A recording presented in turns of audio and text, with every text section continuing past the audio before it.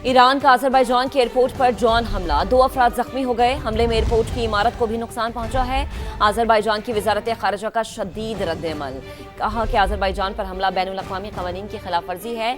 इस इक़दाम से खित्ते में कशीदगी मजीद बढ़ेगी। अजरबैजान इस हमले का मुनासिब रद्द-ए-अमल देने का हक महफूज रखता है। कतर एयरवेज ने फंसे हुए मुसाफिरों को निकालने के लिए महदूद परवाजें चलाने का फैसला किया है। कतर एयरवेज की परवाजें मस्कत और रियाद से उड़ान भरेंगी। फैसला ईरान जंग के बाइस कतर की फ़ज़ाई हदूद बदस्तूर बंद होने की वजह से किया गया। आगे बढ़ें और आपको ये भी बताएं कि इल्हान उमर कहती हैं कि ट्रंप ने कौम को ईरान के खिलाफ गैर कानूनी जंग में धकेल दिया है। मैं जंग देख चुकी हूँ, बम से अमन और इस्तेहकाम नहीं आ सकता। इल्हाम उमर ने मजीद ये भी कहा कि फ़ौजी कार्रवाइयाँ हमें महफूज नहीं बना सकती।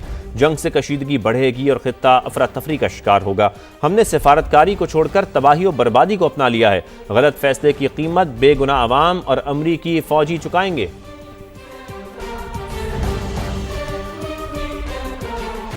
अब बात करें, अमेरिका ने ईरान से 2000 किलोमीटर दूर जाहरियत का मुजाहिरा किया है। ईरानी वज़ीर ख़ारजा की जानिब से ऐसा कहा गया है। ईरानी फ्रिगेट भारत का मेहमान था जिस पर अमले के 130 अरकान सवार थे। ईरानी वज़ीर ख़ारजा ने मजीद कहा कि ईरानी फ्रिगेट को बैनुल-अक़वामी समुंदर में बगैर वार्निंग निशाना बनाया गया। अमेरिका ने जो मयार कायम किया है उस पर पछताना पड़ेगा। अमेरिका ने ईरान से 2000 किलोमीटर दूर जाहरियत का मुजाहिरा किया। ईरानी वज़ीर ख़ारजा की जानिब से कहा गया, मजीद कहा कि ईरानी फ्रिगेट भारत का मेहमान था जिस पर अमले के 130 अरकान सवार थे।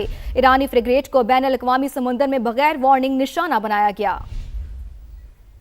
यहाँ पर आपको ये भी खबर दें कि ईरानी नेशनल सिक्योरिटी काउंसिल के सरबराह का 500 अमरीकी फ़ौजियों की हलाकत का दावा सामने आया है। अली लारिजानी कहते हैं कि अमरीकी फ़ौजियों की हलाकत के बाद सबसे पहले अमरीका के नारे का क्या बनेगा। नेतन्याहू ने ट्रंप को ईरान के खिलाफ नाजायज़ जंग में घसीट लिया है। अली लारिजानी की जानिब से ये भी कहा गया। ईरान की मिसाइल लॉन्चिंग साइट्स पर हमले जारी हैं। अमेरिकी सेंटकॉम ने ईरानी मिसाइल लॉन्चिंग साइट्स पर हमलों की वीडियो जारी कर दी। बयान में बताया गया कि ईरानी मिसाइल लॉन्चिंग साइट्स को ढूंढ कर तबाह कर रहे हैं।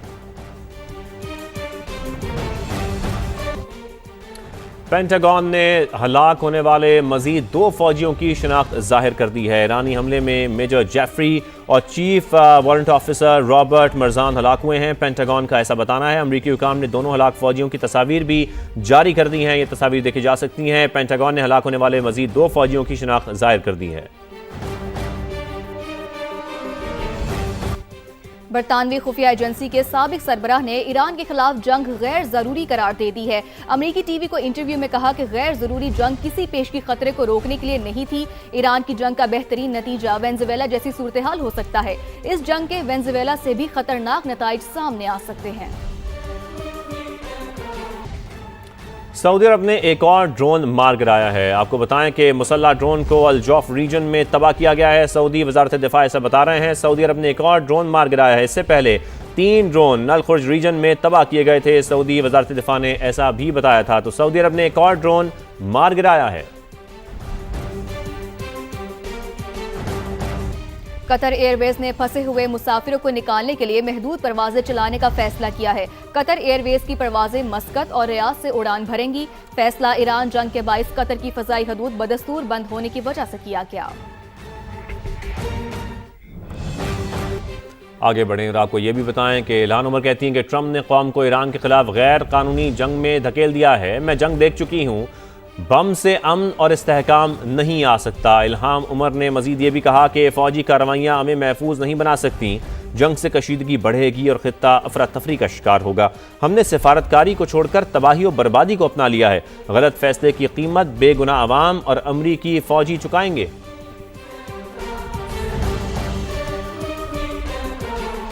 अब बात करें, अमेरिका ने ईरान से 2000 किलोमीटर दूर जाहरियत का मुजाहिरा किया है। ईरानी वज़ीर ख़ारजा की जानिब से ऐसा कहा गया है। ईरानी फ्रिगेट भारत का मेहमान था जिस पर अमले के 130 अरकान सवार थे। ईरानी वज़ीर ख़ारजा ने मजीद कहा कि ईरानी फ्रिगेट को बैनुल-अक़वामी समुंदर में बगैर वार्निंग निशाना बनाया गया। अमेरिका ने जो मयार कायम किया है उस पर पछताना पड़ेगा। अमेरिका ने ईरान से 2000 किलोमीटर दूर जाहरियत का मुजाहिरा किया। ईरानी वज़ीर ख़ारजा की जानिब से कहा गया, मजीद कहा कि ईरानी फ्रिगेट भारत का मेहमान था जिस पर अमले के 130 अरकान सवार थे। ईरानी फ्रिगेट को बैनुल-अक़वामी समुंदर में बगैर वार्निंग निशाना बनाया गया। रावलपिंडी के शंघाई प्लाजा में 12 घंटे बाद आग पर काबू पा लिया गया है, लेकिन कूलिंग का अमल ताहाल जारी है। तहखाने में मुश्किलात पेश आ रही हैं। मजीद जानते हैं वहां मौजूद समा के नुमाइंदे यासिर हकीम से। जी यासिर, बताइएगा कि कूलिंग का अमल कहां तक पहुंचा है? देखिए, बिल्कुल बेसमेंट में जो आग लगी थी उस पर काबू पा लिया गया है और उसका कूलिंग का अमल जो है वो काफ़ी देर से जारी है। इब्तदाई तौर पर जो इतलात मिली थी उनके मुताबिक ये बताया गया था कि इस बेसमेंट में रेस्क्यू 1122 और फायर ब्रिगेड की टीमों को अंदर जाने के लिए रास्ता नहीं मिला। जो एक रास्ता था इस बेसमेंट में जाने का, उसे 3-4 शटर्स लगाकर बंद किया गया था, जिसके बायस उन्हें इब्तदाई तौर पर इस आग को बुझाने और वहाँ पर पानी का छिड़काव करने में मुश्किलात का सामना करना पड़ा, जिसके बायस इस बेसमेंट में चूँकि कहीं पर वेंटिलेशन का प्रॉपर सिस्टम मौजूद नहीं था और धुएँ के अखराज के लिए कोई भी जगह मौजूद नहीं थी, फिर इसके अतराफ में बाकायदा तौर पर डिगिंग करके धुएँ के अखराज का रास्ता बनाया गया, इन शटर्स को काटा गया और अब जो है वो बाकायदा तौर पर आग पर काबू पा लिया गया है। अब तक जो तफसीलात बताई गई हैं उनके मुताबिक ये बताया गया है कि इस बेसमेंट में मुख्तलिफ मोटरें जो थीं वो लकड़ी के डब्बों में पैक थी और उसके साथ साथ कुछ प्लास्टिक का सामान पड़ा हुआ था, जिसके बायस ये बार बार सुलग जाता था। इब्तदाई तौर पर रेस्क्यू काम का कहना है कि इस आग को 2 मरतबा कंट्रोल किया गया, लेकिन कंट्रोल करने के कुछ देर बाद दोबारा यहाँ से स्मोक जो है वो बाहर आना शुरू हो जाता था, जिसके बायस दोबारा ऑपरेशन जो है वो शुरू किया जाता था। अब बाकायदा तौर पर इस आग पर काबू पाया गया है, जिसके बाद धुएँ के अखराज के लिए फ्यूल स्मोक इजेक्टर्स का इस्तेमाल किया जा रहा है।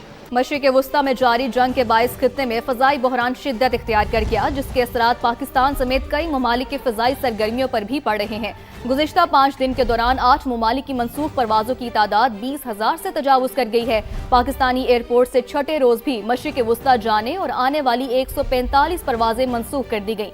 मज़ीद तफसील जानेंगे नुमाइंदा समा जावेद असगर से। जी जावेद, आगाह कीजिएगा। जी, आज कराची से मशरिक़ी वुस्ता की 35, लाहौर से 29, मुल्तान से 12 परवाज़ें मंसूख की गई हैं। इस्लामाबाद से 35, पेशावर 14, सियालकोट 12, फैसलाबाद 6 और कोटा से भी 4 परवाज़ें मंसूख हुई हैं। जबकि मजमूई तौर पर ईरान पर हमले के बाद पाकिस्तान की मंसूख करदा परवाज़ों की तादाद 900 हो गई है, जबकि दुबई, अबूधाबी, शारजा एयरपोर्ट से हंगामी इनखला के लिए 167 परवाज़ें ऑपरेट की गई हैं और 8 मुल्क की फ़ज़ाई की बंदिश के बाद बुध को 4300 परवाज़ें मंसूख हुई हैं। जबकि ताज़ा हमलों से मुख्तलिफ शहरों में मुतअद्दिद परवाज़ें मंसूख की जा चुकी हैं और ज़राए का ये कहना है कि मुख्तलिफ एयरलाइंस ने आज दोपहर तक अपना फ्लाइट ऑपरेशन भी बंद रखने का ऐलान कर रखा है। जी, अपडेट्स के लिए बहुत शुक्रिया। यहाँ पर आपको ये भी खबर दें कि ईरानी नेशनल सिक्योरिटी काउंसिल के सरबराह का 500 अमरीकी फ़ौजियों की हलाकत का दावा सामने आया है। अली लारिजानी कहते हैं कि अमरीकी फ़ौजियों की हलाकत के बाद सबसे पहले अमरीका के नारे का क्या बनेगा। नेतन्याहू ने ट्रंप को ईरान के खिलाफ नाजायज़ जंग में घसीट लिया है। अली लारिजानी की जानिब से ये भी कहा गया। ईरान की मिसाइल लॉन्चिंग साइट्स पर हमले जारी हैं। अमेरिकी सेंटकॉम ने ईरानी मिसाइल लॉन्चिंग साइट्स पर हमलों की वीडियो जारी कर दी। बयान में बताया गया कि ईरानी मिसाइल लॉन्चिंग साइट्स को ढूंढ कर तबाह कर रहे हैं। पेंटागन ने हलाक होने वाले मजीद 2 फौजियों की शनाख्त जाहिर कर दी है। ईरानी हमले में मेजर जेफरी और chief warrant officer Robert Marjan हलाक हुए हैं। पेंटागन का ऐसा बताना है। अमरीकी हुकाम ने दोनों हलाक फौजियों की तस्वीर भी जारी कर दी हैं। ये तस्वीर देखी जा सकती हैं। पेंटागन ने हलाक होने वाले मजीद 2 फौजियों की शनाख्त जाहिर कर दी है।